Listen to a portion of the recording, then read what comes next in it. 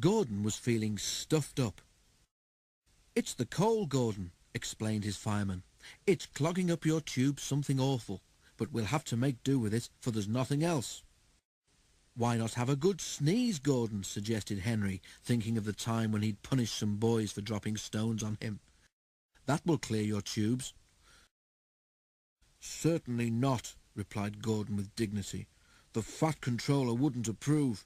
He didn't like your sneeze, I seem to remember." Next day, Gordon was nervous as he backed onto the express.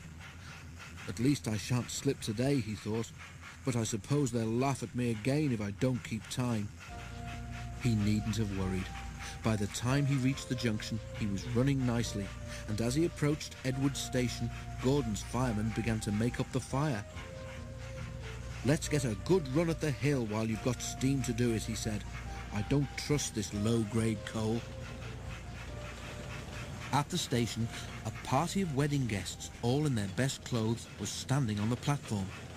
As Gordon swooshed through, running hard for the hill, smoke from the newly made fire streamed from his funnel. He disappeared into the distance and left a black smoke screen settling over the station. It covered everything, wedding guests and all, in a coat of soot and smuts. Waves to Gordon became shaking fists, and the wedding party hurried angrily to the station master's office. At the end of the line, an inspector came to see Gordon. His message from the Fat Controller was short, but not sweet. "It's not fair," Gordon complained to Boko. "How could I help that smoke? It's not my fault the coal's dirty." "Never mind," said Boko encouragingly. "Where would I be if I got upset every time someone called me smelly?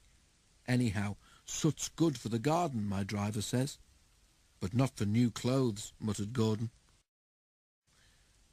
Gordon was extra careful on the way home, but it wasn't his lucky day.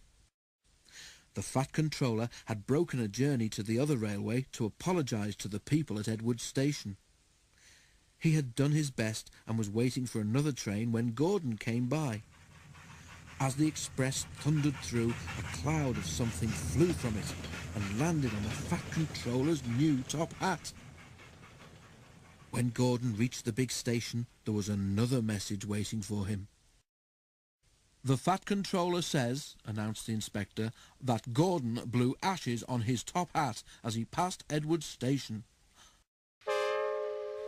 Gordon was horrified. "Wheesh!" he exclaimed indignantly. "I did not. I was being extra careful." "I'm sure the Fat Controller can't be right," put in Gordon's fireman. "I can't help it," said the inspector. "That's what he says, so there it is. He will speak to Gordon when he gets home." Gordon went sadly back to the shed.